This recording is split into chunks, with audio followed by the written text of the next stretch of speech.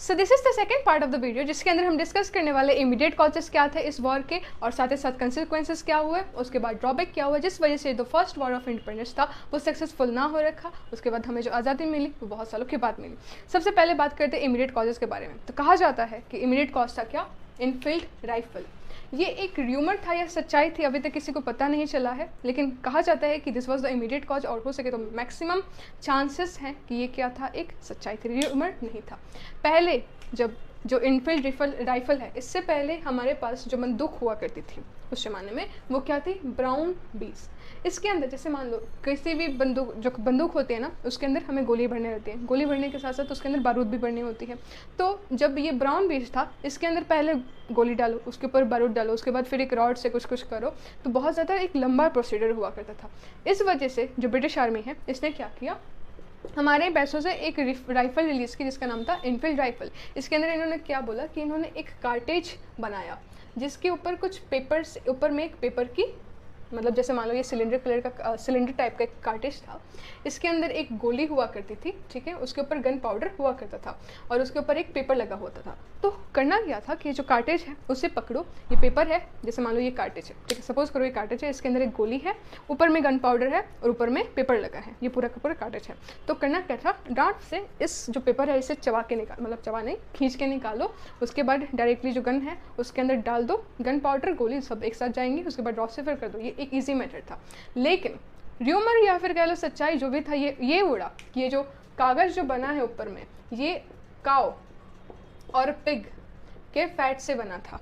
क्यों काओ और पिग के फैट से बना था, क्योंकि ऊपर में मोस्टली क्या था, ऊपर में क्या था, एक पेपर था, तो पेपर कभी मॉइस्चर के अंडर ना आ जाए या फिर बारिश वगैरह में भीग वगैरह ना आ जाए, इस वजह से इसे काओ और पैग के जो पिग है उसके फैट से बनाया गया था। तो अब ये जब बात फैली तो हुआ ये कि जो हिंदू सोल्जर्स थे उनके लिए गाय हमारी माता है, और जो मुस्लिम है उनके अंदर उस मतलब जो पिग है उसको बहुत ज़्यादा बुरा माना जाता है। तो दोनों के लिए बहुत ज़्यादा एक धर्म परिवर्तन वाली बात आ गई, धर्म के ऊपर एक क्या बोलते हैं उसे, अटैक, धर्म के ऊपर अटैक वाली बात आ गई कि हमारे धर्म को भ्रष्ट किया जा रहा है, ऐसी बात आ गई, जिस वजह से क्या हुआ, ये जो रिवॉल्ट था ये शुरू हुआ। एक्चुअली बात ये है कि जो रिवॉल्ट था इसे एक्चुअली 2 साल बाद एक प्रॉपर प्लानिंग के साथ इसे 2 साल बाद शुरू होना चाहिए था, होने वाला था, सबने प्लानिंग कर रखी थी कि ये 2 साल बाद ऐसे करके हम इसे जारी करेंगे, ऐसे करके इसके साथ लड़ाई करेंगे। लेकिन दिस वाज द रीज़न, इन्होंने उससे पहले ही ना 1857 के अंदर क्या करवा दिया, इस इनफील्ड राइफल को इंट्रोड्यूस करवा दिया, जिस वजह से इनका जो प्लानिंग था वो बिफोर डेट शिफ्ट करना पड़ा और यहाँ से जो रिवॉल्ट है ये शुरू हो गया। अब जब भी ये जो इनफील्ड राइफल है इसे रिलीज़ करवाया, इसे इंट्रोड्यूस करवाया, तो एक जगह था बंगाल के अंदर जिसका नाम है बरहमपुर, जिसके जो सिपाहीस हैं, जिसके जो भी सोल्जर्स थे, इंडियन मुस्लिम्स दोनों के दोनों सोल्जर्स थे, ये लोग अगेंस्ट खड़े हो गए, बोले कि हम इस राइफल के अंदर ये जो कार्टेज है इसको नहीं छुएंगे ही नहीं, तुम तो चबाना तो दूर की बात है, फाड़ना, मुंह से फाड़ना तो बहुत दूर की बात है, हम इसे छुएंगे ही नहीं। जिस वजह से क्या हुआ, इन जो सोल्जर्स है जहाँ से जो रिवॉल्ट है वो शुरू हो गया। फिर बैरकपुर में 29 मार्च को ये वाली घटना कहाँ पे हुई, बहरमपुर में कहाँ पे हुई थी, कब हुई थी, फरवरी 1857 के अंदर। लेकिन मार्च 29 1857 के अंदर मंगल पांडे नाम के एक सिपाही जो कि बंगाल रेजिमेंट से थे, जो कि बैरकपुर के बंगाल रेजिमेंट से थे, इन्होंने क्या किया, ये जो ब्रिटिशर्स थे इनकी आर्मी के ऊपर अटैक कर दिया, जिस वजह से इन्हें फांसी की सज़ा हो गई, ठीक है। This was the immediate cause, यहाँ से वो आरंभ जो चिंगारी है वो लग चुकी है। अब मेन इवेंट्स हुए थे ऐसी जगहों पे, मतलब कुछ जगहों पे बहुत ज़्यादा इवेंट हुए थे जो कि ये रिवॉल्ट के पार्ट थे। सबसे पहले देखेंगे मेरठ में क्या हुआ था, 9 मई को 85 सिपाही ने मना कर दिया था कि हम इस राइफल को यूज़ नहीं करेंगे, जिस वजह से इन 85 सिपाही को क्या कर दिया गया, जेल के अंदर डाल दिया गया। अब इस वजह से जो बाकी रेजिमेंट, जैसे मेरठ एक ही जगह पे एक ही पुलिस स्टेशन थोड़ी ना रहेगा, और भी ज़्यादा स्टेशन रहेगा, तो जब ये खबर पहुंची दूसरे स्टेशन के अंदर कि अरे हमारे भारत के जितने, उस वक्त भारत ही था, तो हमारे जितने भी भारत के भाई बहन हैं उन्होंने क्या किया, इस इनफील्ड राइफल को यूज़ करने से मना कर दिया, तो उन्हें जेल में डाल दिया गया। जिस वजह से बाकी के जितने भी पुलिस ऑफिसर्स थे जो कि इंडियन आर्मी में थे, इंडियन सोल्जर्स थे, हिंदू मुस्लिम सब मिलाकर इंडियंस जो थे, उन्होंने क्या किया, 10 तारीख को जेल की तरफ ही हल्ला बोल दिया कि अब हम इन्हें जेल में से तोड़ ताड़ के निकलवा लेंगे। ये था मेरठ के अंदर ये इवेंट हुआ था।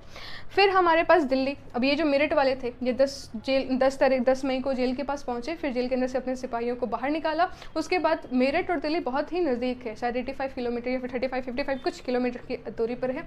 तो रात को चले, सुबह तक दिल्ली पहुँच गए थे। अब दिल्ली में पहुँचे तो दिल्ली में कौन थे? बहादुर शाह। तो बहादुर शाह के पास गए, फिर बोले कि देखिए हम आए हैं कुछ अपनी आर्मी के साथ, हम चाहते हैं कि जो ब्रिटिशर्स ने यहाँ से बाहर निकालना है। और जो दिल्ली था, जैसे हमने पिछली बार वीडियो में डिस्कस किया था कि इन्होंने बहुत अच्छे से हर जगह पे कब्जा करके नहीं रखा था। कुछ कुछ ऐसी जगह थी जहाँ पे ब्रिटिशर्स बहुत कम मात्रा में ट्रूप्स इन्होंने बहुत अच्छे से नहीं फैला रखे थे, दिल्ली वो उनमें से एक था।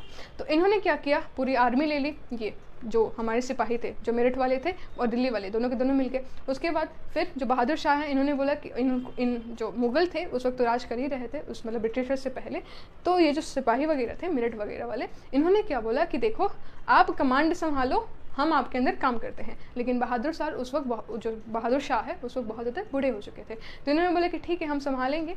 तो लेकिन इनमें एक जनरल कमांडर था। कौन कमांडर था? बहादुर शाह के अंडर एक जनरल कमांडर था जिसका नाम क्या था? भक्त खान। ठीक है, तो जो भक्त खान थे इन्होंने पूरी की पूरी कमांड संभाली। मतलब राजा मान लो बहादुर शाह है, लेकिन असली जैसे मान लो प्रेसिडेंट बहादुर शाह है और प्राइम मिनिस्टर कौन है? भक्त खान। इसके अंडर इन्होंने एक शायद रेसिडेंट टाइप का था, जहाँ के अंदर जितने भी इंग्लिशमैन थे, यूरोपियंस, ये सारे बच्चे बूढ़े सब कोई थे। जैसे मान लो एक घर है, घर के अंदर रहते थे, तो इन्होंने क्या किया, उस घर को चारों ओर से घेर लिया और गोलीबारी करना शुरू कर दी, ठा ठा ठा करके गोलीबारी करना शुरू कर दी, जिस वजह से इन्होंने पूरी दिल्ली के ऊपर अपना कब्जा कर लिया। इन्हीं मेरठ और दिल्ली वाले इंडियन के सोल्जर्स ने, किसकी मदद से? भक्त खान और बहादुर शाह की मदद से। फिर ये तो था दिल्ली का इवेंट। फिर आया हमारे पास लखनऊ में। लखनऊ में भी ये जो रिवॉल्ट था, ये सारी बात लखनऊ तक पहुंच चुकी थी। तो लखनऊ में बेगम हजरत महल थी, जो अपने बेटे के साथ मिलकर 30 मई तक इस इवेंट, ये जो रिवॉल्ट था इसका पार्ट बन चुकी थी। इन्होंने ब्रिटिशर्स के जितने भी पुलिस ऑफिसर्स थे इसे लखनऊ से बाहर निकालने की पूरा प्रयास किया, एक्चुअली ऑलमोस्ट बाहर निकाल ही दिया था। फिर कानपुर के इवेंट की बात करें तो कानपुर के अंदर नाना साहेब थे। नाना साहेब ने अपने फ़ौज के साथ मिलकर, उस वक्त तो मराठा साम्राज्य चल ही रहा था, तो नाना साहेब ने अपने फ़ौज के साथ मिलकर कानपुर के ऊपर भी कब्जा कर लिया। तो अभी देखो, मेरठ, दिल्ली, कानपुर, लखनऊ, इन 4 जगहों पर कब्जा हो रखा है। मतलब ब्रिटिश आर्मी भाग चुकी है इन 4 जगहों से। फिर बात आई झांसी और ग्वालियर की। तो झांसी और ग्वालियर की कहानी में सबसे पहले आती है रानी लक्ष्मीबाई। इनका जो झांसी था उसके ऊपर तो हड़प्पा मारना चाहते थे। क्यों मारना चाहते थे? क्योंकि उन्होंने डॉक्ट्रिन ऑफ लैप्स की पॉलिसी इंट्रोड्यूस करवाई थी, लेकिन ये अपनी झांसी नहीं दे रही थी, मैं अपनी झांसी किसी को नहीं दूंगी, इनका ये बात नहीं था। तो फिर ये जो नाना साहेब हैं, ये कानपुर वाले, नाना साहेब का एक जनरल कमांडर था जिनका नाम था तांत्या तोप। तांत्या तोप वहाँ से उठकर रानी लक्ष्मीबाई के साथ मिल गए थे और इन दोनों ने मिलकर काफ़ी टाइम तक, बहुत ज़्यादा नहीं, लेकिन जो ग्वालियर के जो राजा थे कहा जाता है उन्होंने इन लोगों का साथ नहीं दिया था। तो इस वजह से, मतलब दिया भी था पर बहुत अच्छे तरीके से, थोड़ा सा लेट में दिया था, साथ दिया था पर लेट में साथ दिया था, जिस वजह से जो ब्रिटिशर्स थे उन्होंने इनके ऊपर कब्जा कर लिया। तो 17 जून को जो झांसी रानी लक्ष्मीबाई थी वो ब्रिटिशर से लड़ते लड़ते मर गई थी। ठीक है, शहीद हो गई थी। फिर ये जो रिवॉल्ट है ये सिर्फ लखनऊ, दिल्ली, मेरठ, झांसी, ग्वालियर, सिर्फ इन सब जगहों पर नहीं, बरेली, आरा जो कि बिहार में है, उसके साथ फजीदाबाद, इन सब जगहों पर भी आया था। फजीदाबाद के अंदर एक मौलवी साहब थे, इन्होंने अपनी पूरी मुस्लिम की कमेटी तैयार कर ली थी कि आओ अब हम बताते हैं तुमको। फिर आरा के अंदर एक कुंवर सिंह नाम के ज़मींदार हुआ करते थे। तो अब ज़मींदार थे और हमने पिछले वाली वीडियो में देखा ज़मींदार के सारे लैंड चोरी कर लिए, मतलब ले लिए जाते थे।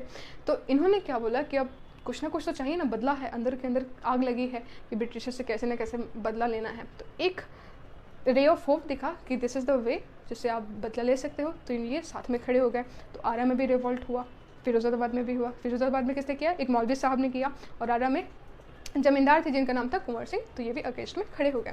फिर बरेली में एक खान बहादुर नाम के सिपाही, मतलब खान बहादुर नाम के राजा थे, इन्होंने भी बरेली में कमांड संभाला और वहाँ पर भी रिवॉल्ट को लाया। तो ये मेन इवेंट्स थे जहाँ पर ये जो रिवॉल्ट थे वो हुए थे। कौन कौन सी जगह है? दिल्ली, मेरठ, फिर कानपुर, लखनऊ, झांसी, ग्वालियर, बरेली, आरा और फिरोज़ाबाद। ठीक है, कंसिक्वेंसेस के अंदर सबसे पहला टॉपिक है हमारे पास एंड ऑफ ब्रिटिश रूल, जो कि मैंने यहाँ पे नहीं लिखा है। फिर सेकंड पॉइंट है क्वीन विक्टोरिया का प्रोक्लेमेशन।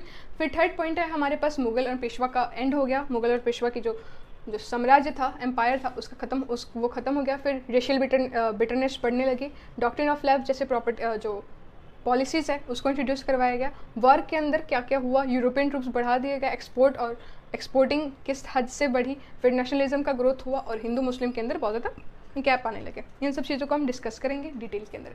सबसे पहले एंड ऑफ ब्रिटिश रूल हो गया, जबकि आपको पता होगा ये जो रिवॉल्ट है इससे पहले हमारे पास कौन सी कंपनी काम कर रही थी, ब्रिटिश ईस्ट इंडिया कंपनी। लेकिन अब रिवॉल्ट हुआ तो बात कहाँ तक पहुँची, बात पहुँची ब्रिटिश एम्पायर तक, मतलब इंडिया के बाहर जहाँ पे ब्रिटिश जो कंपनी है वहाँ पर थी, उसके पास बात पहुँची। तो अब बोला कि देखो यार, जो ब्रिटिश ईस्ट इंडिया कंपनी है इससे तो काम बन नहीं रहा है, इसने एक इंडिया को कब्जा में नहीं कर पाया तो उसे नकार दिया गया। उसके बाद फिर जो इंडिया है उसकी जो पावर है, उसकी जो फुल अथॉरिटी है वो किसके पास आ गई, क्राउन के पास आ गई, ब्रिटिश क्राउन के पास आ गई, ठीक है, माने क्वीन विक्टोरिया के पास आ गई, ठीक। उसके बाद फिर ब्रिटिश पार्लियामेंट जो था ना, जैसे इंडिया का पार्लियामेंट है वैसे ब्रिटिश पार्लियामेंट तो ब्रिटेन में ही था, लेकिन जहाँ पर एक सेक्रेटरी आकर बैठ गया, ठीक है, मतलब इंडिया को गवर्न करने वाला सेक्रेटरी आके बैठ गए। इस सेक्रेटरी को हमने क्या नाम दिया, गवर्नर जनरल, जो कि था हमारे पास कैनिंग, ठीक है। कैनिंग फर्स्ट विसरॉय ऑफ इंडिया था, जो कि ब्रिटिश पार्लियामेंट के अंदर काम करता था, लेकिन इंडिया का मालिक बन के रहा, मालिक बन के रहा था, ठीक है। अब सारे का सारा पावर किसके पास है, इस लॉर्ड कैनिंग के पास है, ठीक है। उसके बाद इन्होंने एक सिविल सर्विसेज के एग्जाम भी इंट्रोड्यूस करवा दिया, जिसके अंदर क्या था कि अगर किसी को भी लेना है part British east India company वाले को, अगर इंडिया की पावर संभालनी है तो उन्हें एक एग्ज़ाम देना पड़ेगा, जिसका क्या नाम था, सिविल सर्विसेज एग्जाम, ठीक। फिर सेकंड पॉइंट था कि क्वीन विक्टोरिया का प्रोक्लामेशन, मतलब इन्होंने कुछ टर्म्स एंड कंडीशंस रखी कि देखो यार, अब जो कमांड है वो तो क्वीन के हाथ में है, तो मैं क्वीन होने के नाते तुम्हें वो कुछ चीज़ें रिलीफ दिलवाऊंगी, या फिर कुछ मेरे अपने नए नियम और कानून बनेंगे। क्वीन विक्टोरिया ने अपने आप को एम्परेस ऑफ इंडिया घोषित करवा दिया, मतलब जैसे मुगल एम्परर है, ठीक है, मराठा एम्परर है, चोला एम्परर है, इन्होंने बोला कि I am the empress of India, ठीक है। उसके बाद मतलब इन्होंने कुछ पॉइंट्स रखे, इन्होंने बोला कि देखो जो लैंड रेवेन्यू, मतलब जो रिलीजियस प्लेसेस थे उसके ऊपर टैक्स लगते थे, मैं उस टैक्स को हटा दूंगी। रिलीजियस प्लेसेस के ऊपर तुम्हारा जितना भी रिलीजियस कल्चर वगैरह है उसके अंदर ब्रिटिश क्राउन जो है, अब मतलब ब्रिटेन की जो कंपनी है वो इंटरफेयर नहीं करेगी, ठीक है। ये था इनका फर्स्ट पॉइंट। सेकेंड पॉइंट ये था कि अब चाहे वो कोई भी चाहे वो इंडियन हो चाहे वो यूरोपियन हो, उसको अगर नौकरी पानी हो तो हम देंगे तुम्हारी क्वालिफिकेशन की बेसिस के ऊपर, ठीक। फिर इन्होंने बोला कि अब देखो जितने भी सिपाही इंडिया के किसी वॉर में मरे हैं, जैसे ये जो ब्रिटेन कंपनी था, ये इंडिया के जो सिपाही हैं उनको बहुत विदेश भी लेकर जाता था अपने वॉर वगैरह के लिए। तो पहले क्या होता था कि उनकी लाशों को ऐसे ही छोड़ देते, तो इन्होंने बोला कि देखो हम क्या करेंगे, उन सब की जो लाशें हैं उसके लिए हम तुमसे क्षमा मांगते हैं, हमें पार्डन कर दो, लेकिन वो लोग जिन्होंने हमारी कंपनी के अगेंस्ट खड़ा हो गए थे, जैसे कि मंगल पांडे हो गए, रानी लक्ष्मीबाई, ये सब, नाना साहेब वगैरह, तो उनके प्रति हम कोई भी पार्डन नहीं मांगते हैं, ठीक है, उनसे हम माफ़ी नहीं मांगते हैं। जिन्होंने हमारा साथ दिया उनके लिए बहुत अच्छी बात है, जो नहीं किया उनके लिए हम कुछ नहीं करने वाले। फिर इन्होंने इंडस्ट्रीज़ का एडवांसमेंट करवा दिया, बोले कि अब देखो कॉटन टेक्सटाइल कब तक ऐसे करके काम करते रहोगे, अब तुम ऐसे करके काम करना शुरू करवा दो, मतलब इन्होंने एडवांसमेंट लाया। फिर इनका मेन मोटिव था कि इंडिया का मोरल और मटेरियल दोनों को हाइक करवाना है, मतलब इंडिया की जो रेपुटेशन है बढ़ानी है। क्यों बढ़ानी है, क्योंकि भाई ये तब इनकी कंपनी हो गई ना, अब इनका साम्राज्य हो गया, इनका तो यही चाहते थे कि अब इंडिया भी ब्रिटेन का ही एक पार्ट बन जाए, ठीक है। फिर थर्ड पॉइंट था कि मुगल और पेशवा का जो साम्राज्य है उसे पूरी की पूरी तरह कोलैप्स करवा दिया गया, क्योंकि नाना साहब तो स्वाहा हो चुके हैं, वो कहीं नेपाल वगैरह में घुस गए थे, ठीक है। उसके बाद वो मिले कि नहीं मिले, आई डोंट नो। फिर जो बहादुर शाह थे इनको जेल में भर दिया, मतलब जेल में डाल दिया गया, और इनके जो 2 बेटे थे उनको इस काम के लिए, क्योंकि ये दिल्ली के खिलाफ खड़े थे, तो मतलब ब्रिटिशर्स के खिलाफ खड़े थे, इस वजह से इनके जो दोनों बेटे हैं इनको गोली मार दी गई थी। तो ये इनका क्या बोलते हैं, इनको ये सज़ा दी गई थी, ठीक है। उसके बाद ये जो मेन इवेंट्स हुए थे, जैसे मेरठ, लखनऊ, दिल्ली, इन सब जगहों पर कब्जा कर लिया गया था। दिल्ली के ऊपर 4 महीने बाद कब्जा कर लिया गया। उसके बाद फिर कानपुर है, कानपुर को भी बाद में कैप्चर कर लिया गया था। जो लखनऊ था, लखनऊ को अगले साल कैप्चर कर लिया गया था। कानपुर को शायद 6 दिसंबर को कैप्चर कर लिया गया था उसी साल के अंदर। धीरे धीरे करके जगहों को ये कैप्चर भी करने लगे।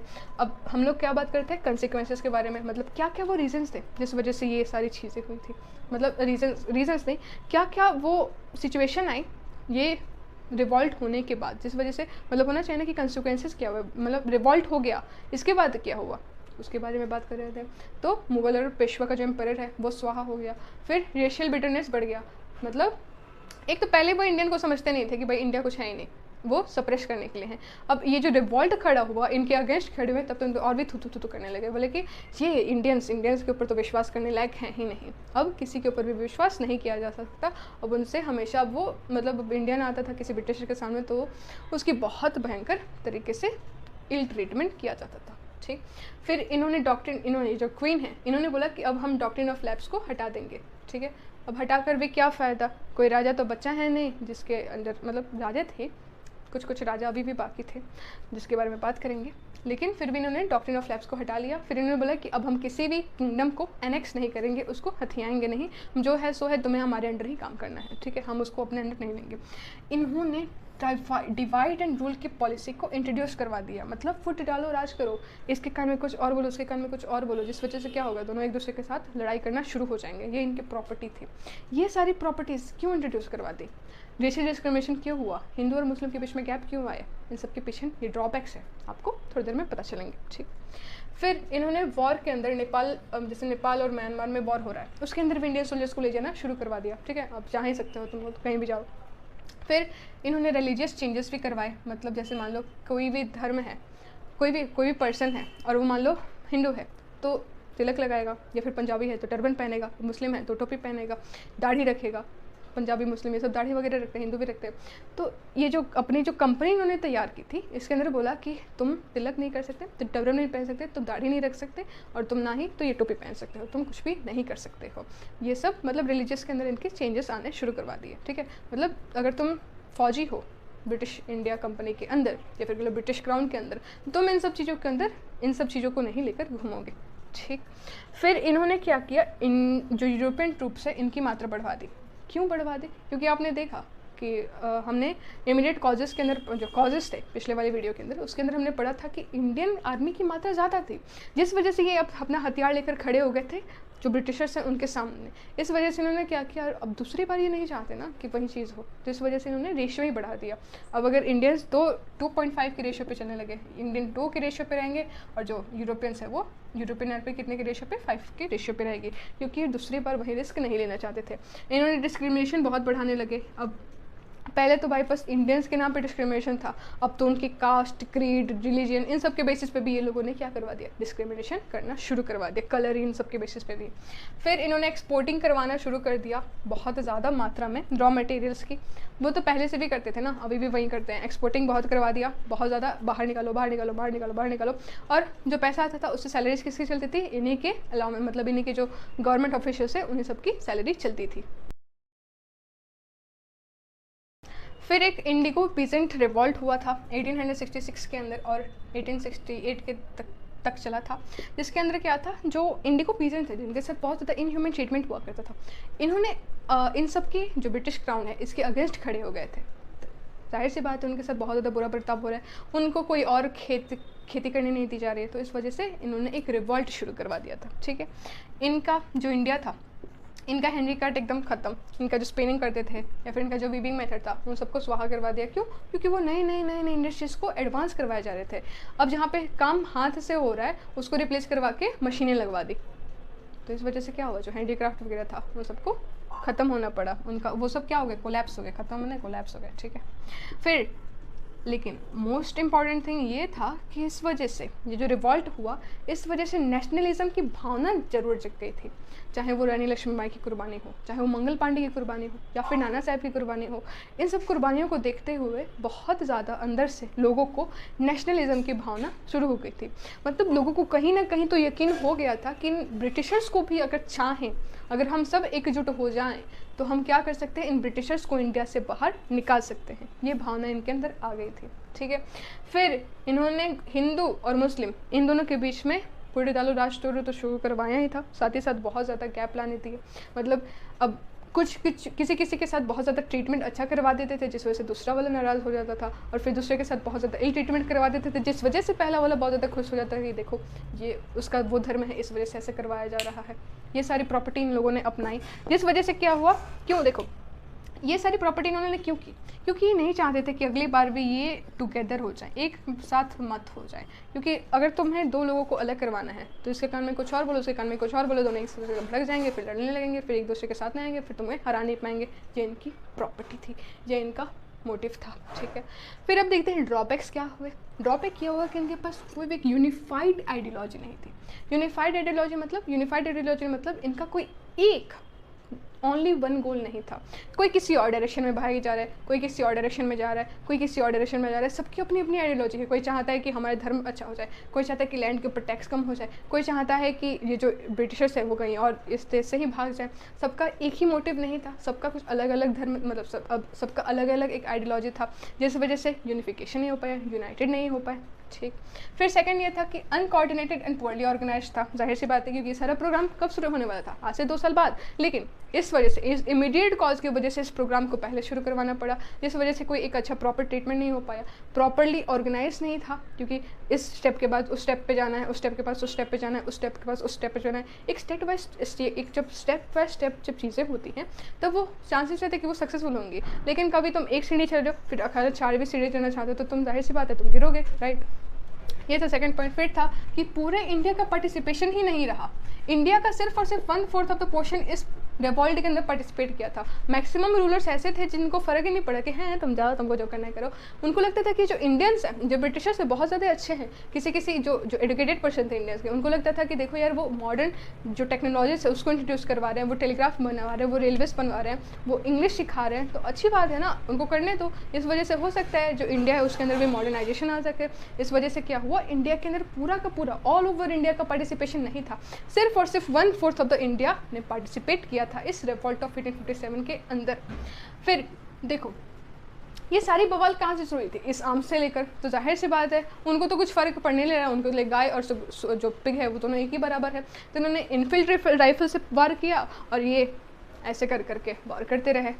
फिर जो बहुत ज़्यादा लोकल जो पर्सन थे, उन लोगों जिनके पास जो क्या बोलते थे एक्स, ठीक है, कोई लोग एक्स लेकर खड़े हैं, कोई भाले लेकर खड़ा है, जिसके पास जो था वो अपना हथियार बनाकर लड़ने के लिए तैयार था। अब समझो, एक आदमी जो कि तीर लेकर बैठा है, एक आदमी है जो कि भाला लेकर बैठा है कि अब आएंगे तो मारेंगे, और दूसरा बंदूक लेकर बैठा है, कौन जीतेगा? बंदूक वाला ना, वही बात है, ठीक। फिर इन्होंने इंडियन रूलर्स का, बहुत ज़्यादा इंडियन जो रूलर्स थे उन लोगों ने पार्टिसिपेट नहीं किया, ठीक है, बहुत मैक्सिमम, क्योंकि उनके हिसाब से क्या था, हमें पेंशन मिल ही रहा है, हमें क्या करना है, बस इनको थोड़ा खाना पानी दे देना, उनको पैसे दे देना है, उसमें क्या है, हमारे देश के ऊपर, हमारे राज्य के ऊपर कोई और तो आक्रमण नहीं करेगा ना, हम सुरक्षित तो रहेंगे ना कम से कम। इस वजह से बहुत ज़्यादा इंडियन रूलर्स ने पार्टिसिपेट नहीं किया, जमींदारों ने पार्टिसिपेट नहीं किया, क्योंकि अगर वो ऐसा करते तो उनकी ज़मीनें को छीन लिया जाता, जो कि हो रहा था, जिस वजह से कुंवर सिंह ने रिवॉल्ट में पार्टिसिपेट लिया, ठीक है। फिर बहुत ज़्यादा जो बड़े बड़े मर्चेंट्स थे, जो बड़े बड़े मनी लेंडर्स थे, जो कि पैसे देते थे कि जिसके कारण तुम अपना खेती कर सको सॉरी, या फिर कुछ और कर सको, तो उन लोगों ने भी पार्टिसिपेशन लेने से मना कर दिया, ठीक। ये सब थे ड्रॉबैक्स। मतलब सिंपल समझो, यूनिटी नहीं थी, इस वजह से क्या हुआ, ये वॉर जो था वो सक्सेसफुल ना रह सका। लेकिन इस वॉर के बारे में कुछ ऐसे भी राइटर्स हैं जिन्होंने बहुत अच्छी अच्छी किताबें लिखी। अगर आपको यूपीएससी की प्रिपरेशन करनी हो तो एक बुक है the Indian war of independence, जिसे कहा जाता है a well planned war of national independence. इस किताब को लिखा गया है, ठीक है। फिर सेकंड ये कहा जाता है कि पहला एक अपराइजिंग मास एक्शन था, जो किसके खिलाफ था भाई, अगेंस्ट था इस ब्रिटिश ईस्ट इंडिया कंपनी के। मतलब पहला बार ऐसा हुआ इस पूरे सालों में, बहुत सालों में, कि पहली बार बहुत ज़्यादा लोगों ने इस ब्रिटिश ईस्ट इंडिया कंपनी के खिलाफ आवाज़ उठाई थी, हल्ला बोल किया था, लड़ने को तैयार थे, मरने को तैयार थे इन ब्रिटिशर्स को भगाने के लिए। So finally this is the end of the chapter. I hope आपको सब कुछ समझ में आ गया होगा। नोट्स की चिंता ना करें, वो आपको टेलीग्राम में मिल जाएंगे। आपको बस एक काम करना है, ध्यान से एक्टिव लिसनिंग करनी है, पेंसिल ले लेना है, बुक ले लेना है, मार्क डाउन करते रहना है। कुछ पॉइंट्स जो लगे वो मैं बताए जा रही हूँ उसे नोट डाउन कर लो, नहीं भी करोगे कोई बात नहीं, बस सुनते रहो, ये नहीं कि सुन रहे हो और कहीं और दिमाग चल रहा है, बस एक्टिव लिसनिंग करनी रहनी है। नेक्स्ट वीडियो के अंदर मिलेंगे ग्रोथ ऑफ नेशनलिज्म के साथ।